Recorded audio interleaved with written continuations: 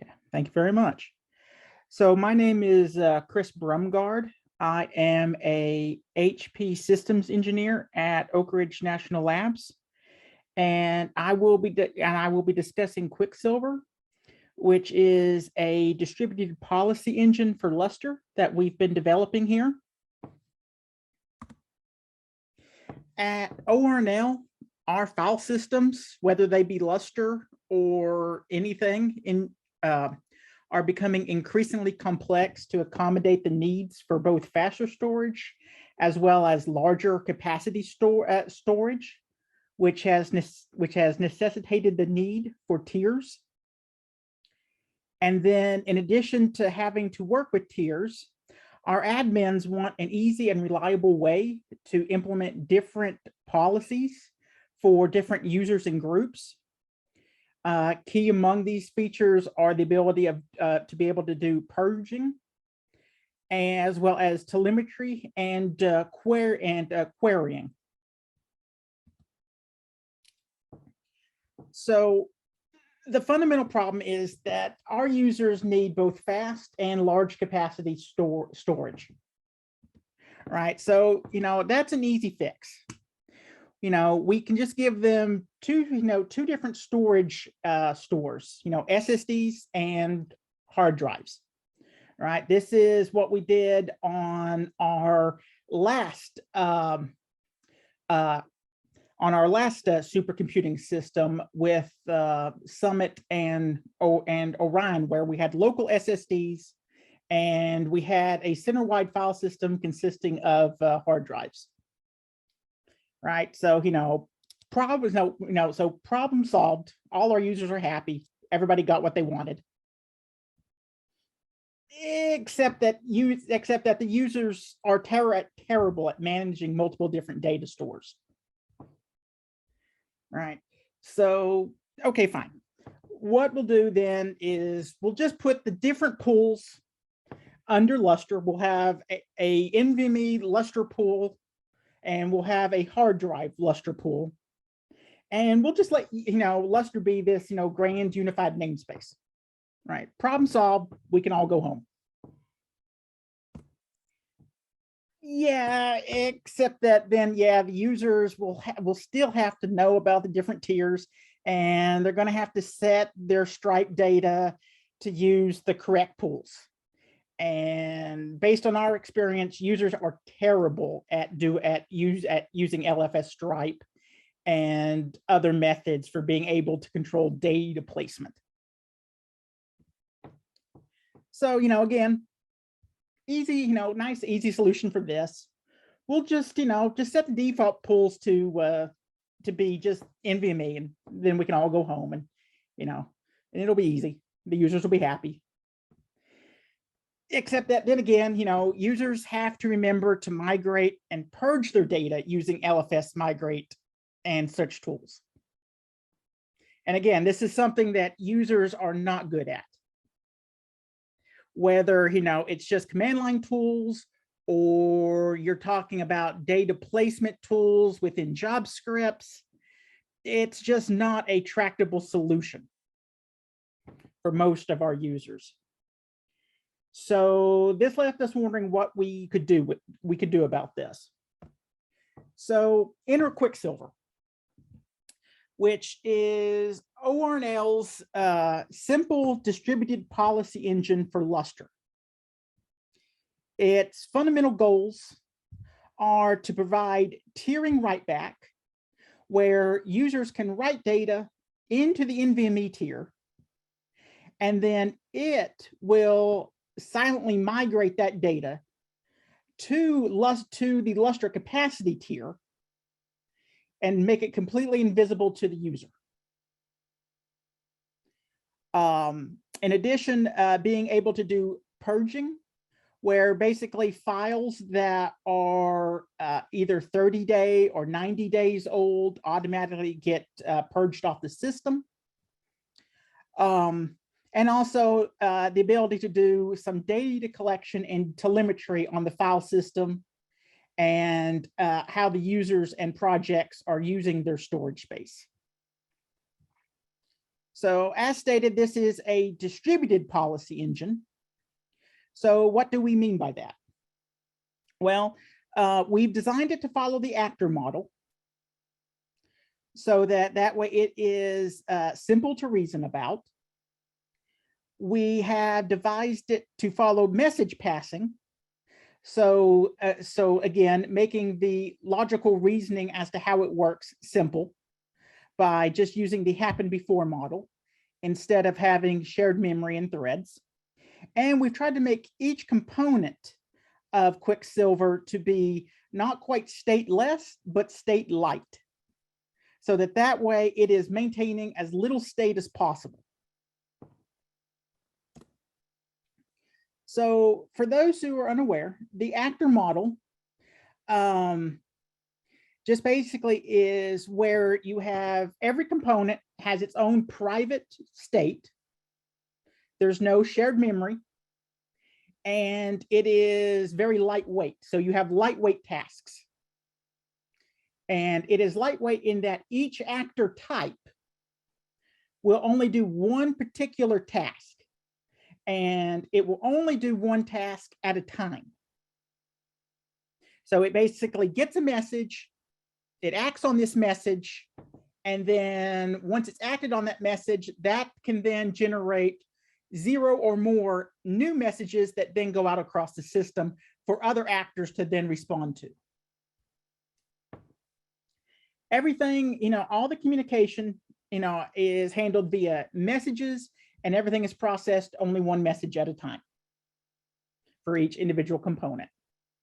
And everything happens in each component, actions happen asynchronous to each other. So they respond to a message, and then they may publish new messages, but no individual component is waiting on the results of any other component.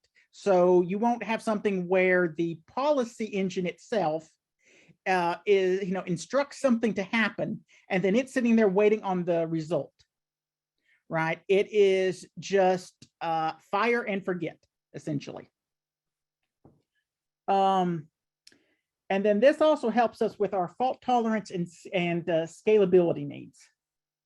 This allows us to pass a lot of the burden on to the messaging system and Lustre.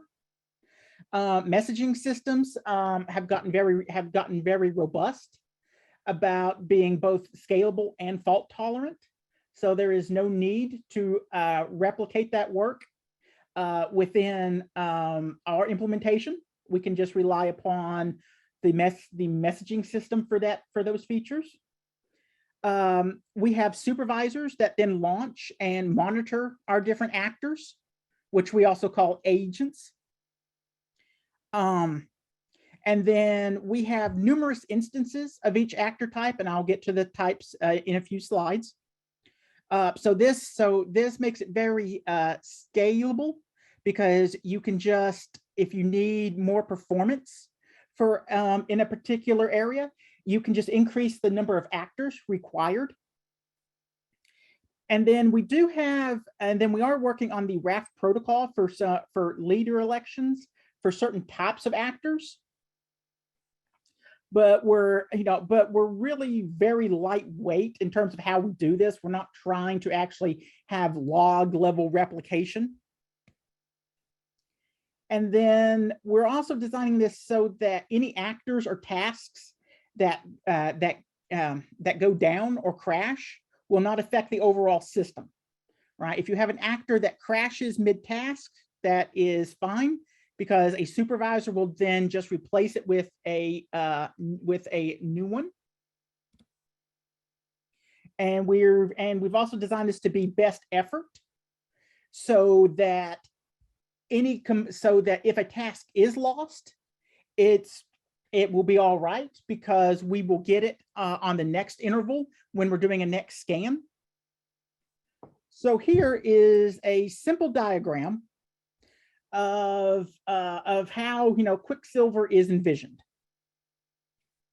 So in the center, you have these policy agents, and you can have any number of them. And then they take very simple policies given to them by the admins,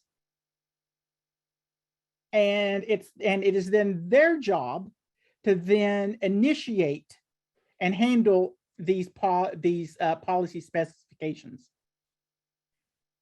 So you will have the policy agents that then communicate to the scan agents via a message queue.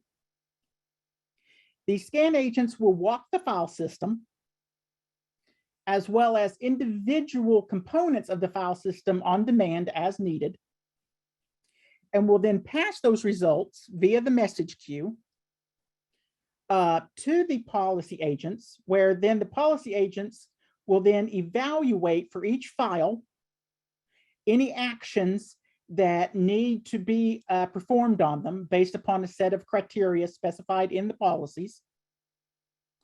And then it will then decompose those actions and send them out on the message queue to another set of agents. Here we list the purge agents and the migration agents. The purge agents are necessary for doing file removal, and then the migration agents are responsible for actually handling the migration from performance to the capacity tier. And as stated before, all of this is using message queues provided by a distributed messaging system. In this case, we currently support NATs, but we've abstracted it so that we can support other implementations. And then we also have a number of different agent types that we are working on. We have a databasing agent that that is for recording certain events that are encountered on the file system, and allowing for telemetry for the admins. So how is QuickSilver different than a lot of the other offerings? One of the key things is that we have no database, other than if the admins want to have a database for recording certain events based upon policies, right? But we have no central database that we maintain in order to control the actions of the system. We view the file system as our database. So unlike several others, we are not trying to replicate the complete state of the file system inside of a SQL database. Right, so this helps make us a little bit more lighter weight and helps with our scalability needs. And as previously stated, there is no replicated state, except for a few key data items like leader election for different actor types. And we strive to be best effort. So if a task fails, that's okay. We will encounter that file again on our next iteration. And at that point, it can then be purged or migrated as needed. And also, as stated, actors aren't tracking the progress of other actors and having to wait on the result.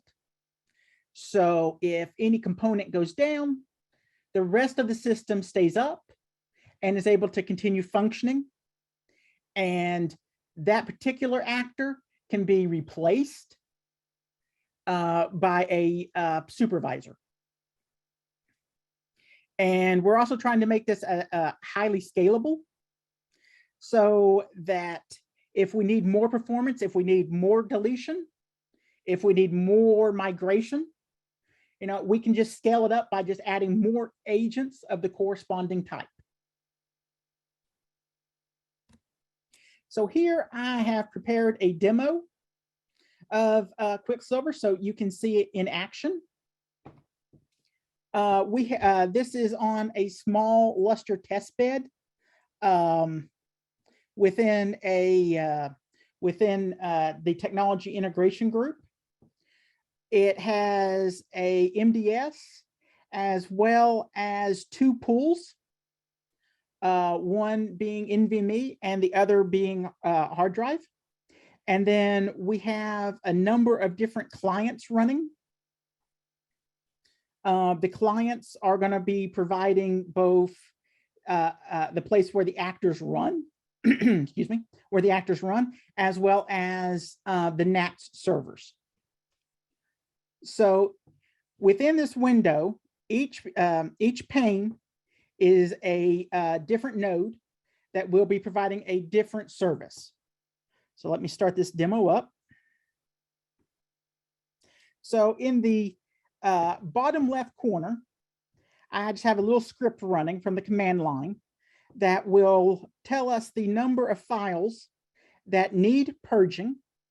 In the bottom center, I'm running another one to show us how many files currently need migration, and I'm running a watch to sit here and print what the current distribution of files is between the two different tiers. The first one being capacity and the second being performance. So we can see that change over time. So in the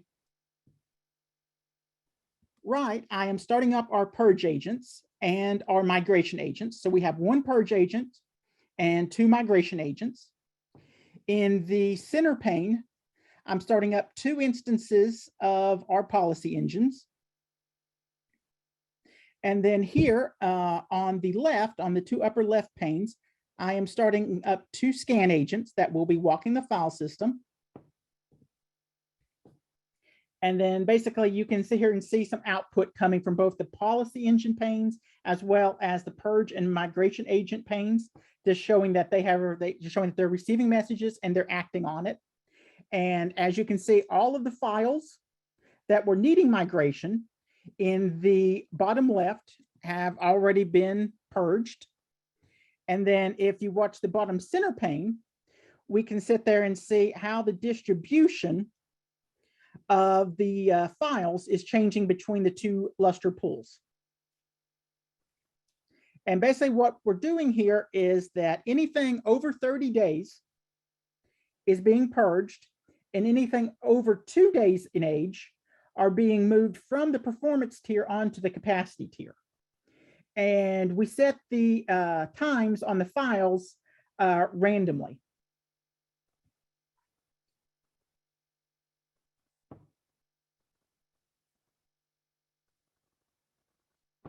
So again, we can see that we've already handled all the purging and that the migration is underway. And again, migration takes longer than purging. As stated, each agent is only doing one file at a time. So if you need more purging to happen, then you have a supervisor that can kick off extra migration agents and speed the process up. So if we advance the video,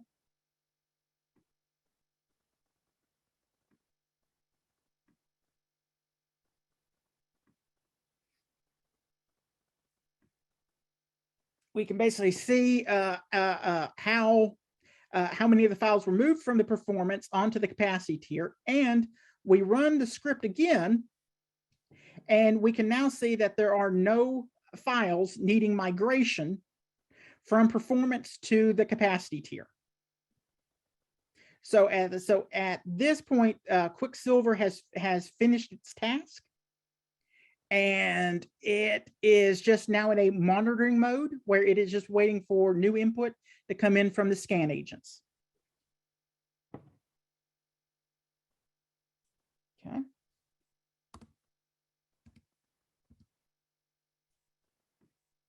Move on to the next slide.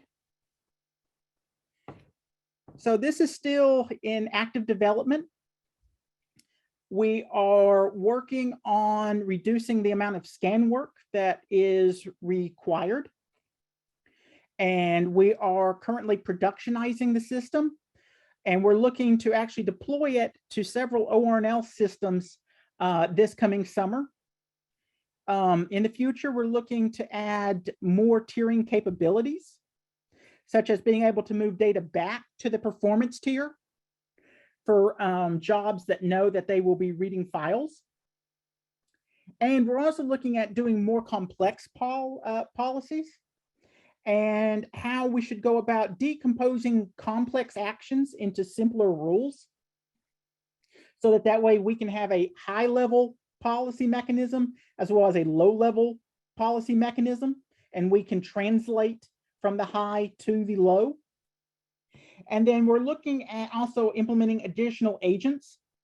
Chief among these is HPSS, so the ability to move data from Lustre to our archival storage and back, as well as possibly tying this into our edge initiatives, where we move data from remote locations.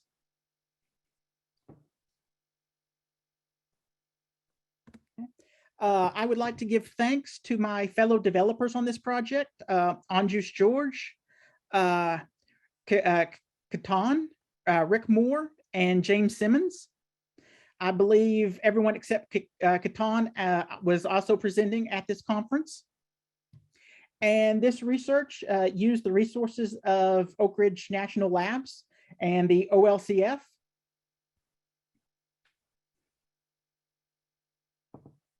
So that concludes my talk. If there are any questions. Thank you, Chris. Thank you so much for presenting QuickSilver. We do have one question. Does QuickSilver have scan agents which can use Lustre changelogs rather than walking the file system? Not currently, but we have discussed using changelogs. One thing that we're thinking about is not necessarily using just changelogs, but using the changelogs and having an agent that interprets them to provide hints to the overall system, so that, for instance, like it might detect a change, and then it can tell, say, the scan agents, it can send out a message that then the scan agents will receive and be like, okay, let me scan, let me ensure that this is valid. And then they will then scan and send the data out along the system to the policy engines, where then the policies will get enacted. If that makes sense. Mm-hmm. Thanks. Yes. Is it open source? It is currently in a private repo at ORNL, but I believe eventually we will be opening it up to the public. Nice, thanks. We have another question from Cameron Haar. Will this work in tandem with data warp on Frontier? So we have looked into this possibility and we believe it will. We're looking at doing some test runs on Frontier using this system. Thank you. A question from Kevin Harms. What message framework is being used? So we are trying to be as abstract as possible, so we don't place, so that way we don't have too much abstraction leakage on any one particular implementation. But right now, basically, we have two implementations. One is for if you're doing everything on one node. This is good for development purposes. We're just using Linux message queues. And then for production environments, we are using NATs. And then the message format themselves are just JSON. And in fact, if you paid close attention to the demo, you could actually see what messages were being sent. And yeah, and it's just little JSON snippets. So we are trying to keep this as abstract and virtualized as possible, so that way it remains flexible and we can add more functionality as time goes on. And that way, hopefully the general public will be able to as well. Great. Aurélien de Grimont is asking, so following up the question about Lustre changelog, does it mean you scan every time you need to apply a policy set? No. So right now, what will happen is that, if I interpret the question correctly, so right now the policies that get uploaded will tell the policy engine agents how often they want the file system to be walked, right? And then they will send out a message requesting this, right? And then the scan agents will do work sharing and walk the file system. So if we also use change logs, if we had a particular agent to work with change logs, we would then use that in addition to this mechanism. So what would happen is if it detected a new file on the performance tier, it would then send out a message to the scan agents, and then they would take a look at it, send that data back to the policy engine, where the policy engine can then evaluate it. One thing, so that would provide us both full file system walks, so full intervals, as well as partial walks. Part of the reason too why we're not using change logs directly yet is just because of some of the problems we've encountered at ORNL with change logs in the past, as well as with us, our admins. We've talked to them. They don't need like fine granularity where like the second a file appears, they need action taken upon that. Their policies are more like after 2 days, we need it migrated off the performance tier before the performance tier fills up. So you basically need a very fast scanner and to move files as soon as possible. Right. So so that's why we're not really doing the change logs yet, because we don't need that kind of instant policy enactment. We just need something that will keep these large file systems on course. Okay. Thank you, Chris. I don't see any other questions, so I think we move on to the next talk. So thank you again, Chris, for your presentation. Yeah. Well, I'll be here for the rest of LUG, which is only one more talk. But also, if anyone has any questions, feel free to reach me at my email address. I would love additional feedback on this, and any interest we can get would be welcome.